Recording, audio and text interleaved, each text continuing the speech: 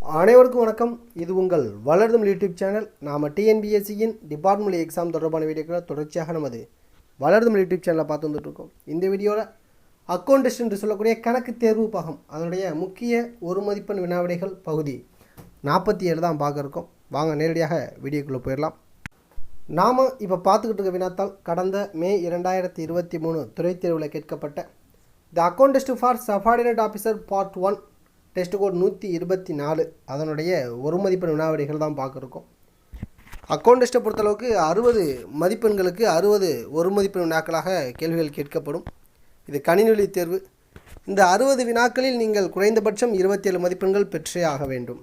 சரிங்களா? வினாயன் 1, சிறப்பு பணியேற்படை காலம் டேஸ் நாட்களுக்கு மிகையாக கூடாது. 30 நாட்களுக்கு. பணியேற்படை காலம் அதிகபட்சமாக 15 நாட்கள், சிறப்பு பணியேற்படை காலம் 30 நாட்கள். வினாயன் 2, கணக்கின் மீது வாக்கெடுப்பு என்பது எப்போது தேவை? வரவு செலவு கணக்கு சட்டம் மார்ச் 31க்குள் முடிக்காத நிலையில். சரிங்களா? கணக்கின் மீது வாக்கெடுப்பு. வினா 3, ஓய்வூதிய வகைகள் யாவை? ஓய்வூதியத்தில் நிறைய வகைகள் இருக்குது. இது டிஸ்கிரிப்டை பொறுத்தளவுக்கு வகைகளை மட்டுமே தனியாக கேள்விகள்லாம் கேட்குறாங்க. வகைப்பாடுகள் யாவை, வகைகள் யாவைன்னு சொல்லி கேட்குறாங்க. அதனால் இது எல்லாமே ஓய்வூதிய வகைகள் தான். என்னென்ன இருக்குன்னு பார்த்துக்கங்க. வயது முதிர் ஓய்வூதியம், விருப்ப ஓய்வூதியம், இயலாமை ஓய்வூதியம், ஈடுசெய் ஓய்வூதியம், கட்டாய ஓய்வூதியம் மற்றும் குடும்ப ஓய்வூதியம். சரிங்களா? இது மட்டும் இல்லாமல் நீங்கள் சொல்லணும்னா தற்காலிக ஓய்வூதியம் கூட சொல்லலாம். Okay, right. அடுத்ததாக வினாயன் 3, முன் ஊதிய சான்றினை வழங்குபவர் யார்? முன் ஊதிய சான்று எல்பிசி, லாஸ்ட் பே சர்டிஃபிகேட் யார் வழங்குவா? பணம் பெற்று வழங்குவ அலுவலர். அதாவது ஒரு அலுவலகத்திலிருந்து மற்றொரு அலுவலகத்துக்கு மாறுதலில் போகிறாருன்னா முந்தைய அலுவலகத்திலேருந்து அவர் கடைசியாக இதுவரைக்கும் என்ன ஊதியம் வாங்கினார் அப்படிங்கிறத கொடுக்கப்படுவது தான் அந்த லாஸ்ட் பே சர்டிஃபிகேட் அப்படிங்கிறது. இதில் 4 ஆப்ஷனில் பணம் பெறும் அலுவலர், டிராயிங் ஆஃபீஸர். சரிங்களா? வினா 5, தற்காலிக பணி நீக்கத்தில் உள்ள ஒரு ஊழியரின் பிழைப்பூதியம் இத்தொகைக்கு சமமானதாக பெற தகுதியுடையவர் ஆவார். தற்காலிக பணி நீக்கத்தில் இருப்போம். அவர் அடிப்படை ஊதியத்தில் 50% கொடுப்பாங்க நார்மலாக. 6 மாதம் வரைக்கும் இதை பெறுவார். 6 மாதத்திற்கு பிறகு அந்த அவருடைய பணி நீக்கம் தொடர்வதற்கு காரணம் இல்லை பணி நீக்கத்திற்கு காரணம் அவரே அப்படின்னா 50லிருந்து 25% குறைக்கப்படும். அவர் காரணம் இல்லைன்னா 50லிருந்து 75% உயர்த்தி வழங்கப்படும். வினா 6, ஒப்பந்ததாரர் ஒருவர் மதிப்பீட்டு தொகையில் டேஸ் சதவீதம் பிணை வைப்பு தொகை செலுத்த வேண்டும். 1%. ஒப்பந்ததாரர் பார்த்தோன்னா மதிப்பீட்டு தொகையில் 1% பார்த்தோம்னா பிணை வைப்பு தொகையாக செலுத்தணும். சரிங்களா? ரைட். அடுத்தாக வினா 7, அலுவலக மாதாந்திர செலவினம் யாரிடையே ஒத்திசைவு செய்யப்படுகிறது? பணம் பெற்று வழங்கும் அலுவலர் மற்றும் கருவூலம், டிராயிங் ஆஃபீஸருக்கும் ட்ரெஸரி கடையில் தான் ஒத்திசைவு செய்யப்படும். இது பிக் கொஸ்டின்லையும் கேட்குறாங்க. வினா 8, பணம் பெறும் அலுவலரால் பெறப்படும் தற்காலிக முன்பணம் எத்தனை மாதத்திற்குள் சரி கட்டப்பட வேண்டும்? 2 மாதத்திற்குள். இந்த வினா அதிக முறை 1 கேட்கப்பட்ட வினா, பார்த்துக்குங்க. வினா 9, ஓய்வூதியம் தொகுத்து பெறல் பிடித்தம் எத்தனை ஆண்டுகளில் முடிவடைகிறது? 15 ஆண்டுகள், மேக்சிமம் 15 வருஷம் மேக்சிமம். வினா 10, மாநில கணக்காயரால் வழங்கப்படும் பணிக்கொடை ஒப்பளிப்பு ஆணை டேஸ் காலம் வரை செல்லத்தக்க? 1 வருடம் வரைக்கும். அதோட வேல்யூ பார்த்தோன்னா 1 வருஷம். அதுக்கப்புறம் அது காலாவதி ஆகும். வினா 11, மதிப்பீடுகள் எந்த குறைந்த அலகுடன் முழுமை செய்யப்பட வேண்டும்? 1000 ரூபாய். 1000 ரூபாயில் முழுமை செய்யப்பட வேண்டும். வினா 12, ஒரு தலைப்பின் கீழ் ஒதுக்கப்படும் நிதி ஒதுக்கீடு கீழே குறிப்பிட்ட எந்த காலத்திற்கு காலாவதியாகிவிடும்? ஒரு தலைப்பின் கீழ் ஒதுக்கப்படும் நிதி ஒதுக்கீடுனா அது பார்த்தீங்கன்னா நிதியாண்டு தானே. நிதியாண்டு மார்ச் 31 தான் கரெக்டு, இல்லை நிதியாண்டு இருந்தால் கரெக்டு. சரிங்களா? ஏப்ரல் 1 ஆரம்பித்து மார்ச் 31 வரைக்கும் தான் இருக்கும். வினா 13, வாக்குரிமை மூலம் செலவின கணக்கினை ஒப்புதல் அளிப்பவர் யார்? வாக்குரிமைங்க ஓட்டர் எக்ஸ்பெண்டிச்சர் கூட சொல்லுவோம். சட்டப்பேரவையெல்லாம்.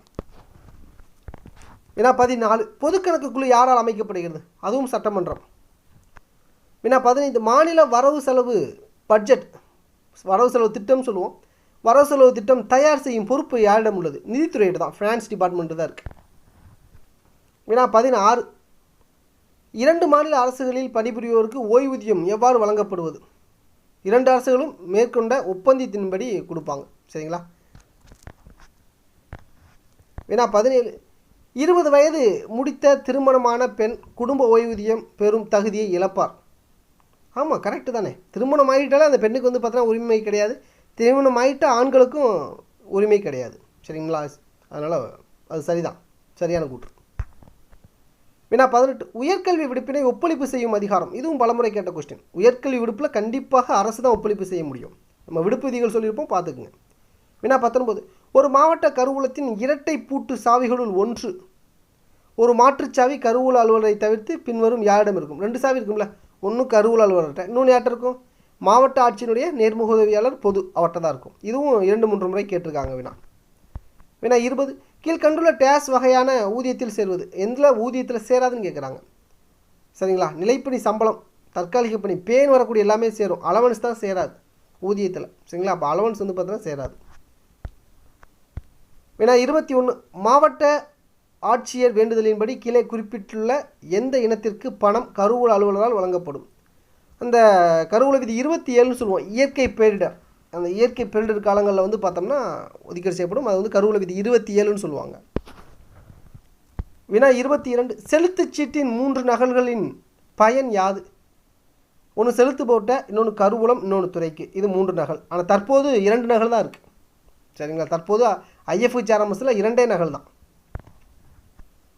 வினா 23 தற்காலிக ஒப்பளிப்பு காலாவதியானால் துறை தலைவர் சான்றின் பேரில் எத்தனை மாத ஊதியம் அனுமதிக்கலாம்? 3 மாத ஊதியம் தான். சரிங்களா? தற்காலிக ஒப்பளிப்பு காலாவதியானால் துறை தலைவருடைய சான்றின் பேரில் 3 மாத ஊதியம் வந்து அனுமதிக்கலாம்.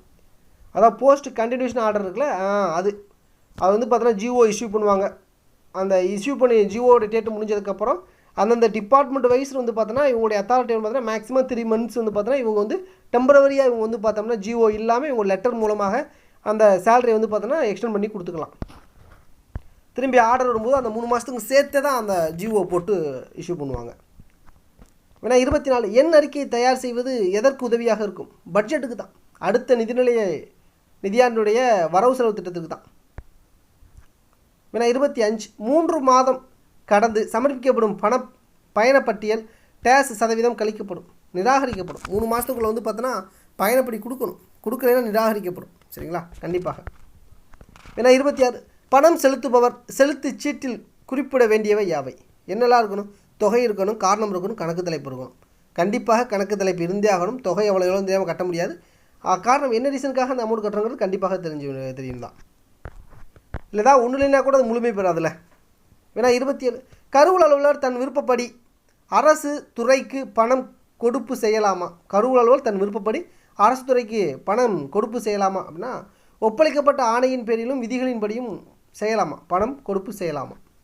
ஏன்னா 28 மாநில கணக்காயர் வழங்கிய ஓய்வூதிய கொடுப்பானை தொலைந்து போனால் நகல் கொடுப்பானை வழங்குபவர் யார்? கருவூல அலுவலர் வழங்கலாமா? கருவூல அலுவலர். ஏன்னா 29 கீழ்கண்டவற்றுள் பணி ஓய்வூதிய பலனில் தகுதி இல்லாதது எது? ஓய்வூதிய பலனில் எது தகுதி இல்லைன்னு கேட்குறாங்க. பணிக்கொடை தகுதி, ஓய்வூதியம் தொகுத்து பலன் கம்யூட்டேஷன் தகுதி, அப்புறம் ஈட்டிய விடுப்பை பணமாக்குது. ஆமாம், ஆஃப்டர் ட்ரீட்மெண்ட்டுக்கு அப்புறம் தான் வந்து இஎல்லாம் ஃபைனல் க்ளோஸர் 240 days வரைக்கும் சரண்டர் பண்ணுவோம் தகுதி. விடுப்பு ஒப்படைப்பு சரண்டர் தகுதி இல்லை. சரிங்களா? இஎல் வந்து ஃபைனல் செட்டில்மெண்ட் பண்ணுவோம் மேக்ஸிமம் 240 days. ஆனால் சரண்டர் பண்ண மாட்டோம். சரண்டர்னா 15 இல்லைனா 30 days மட்டும் தான் சரண்டர் பண்ணுவாங்க. இது வந்து ஃபைனலாக க்ளோஸ் பண்ணிவிடுவோம். சரிங்களா? அடுத்து வினா 30 பொதுக்கணக்கு குழு உறுப்பினர்களின் பதவிக்காலம் எவ்வளவு? பொதுக்கணக்கு குழு ஓராண்டு பொதுக்கணக்கு குழுவினுடைய பதவிக்காலம். மீண்டும் இது போன்ற துறை தொடர்பான மற்றொரு வீடியோவில் சந்திப்போம். இந்த வீடியோவில் நம்ம முதல் 30 நாட்களை பார்த்தாச்சு. அடுத்த வீடியோவில் பார்க்கலாம். நன்றி.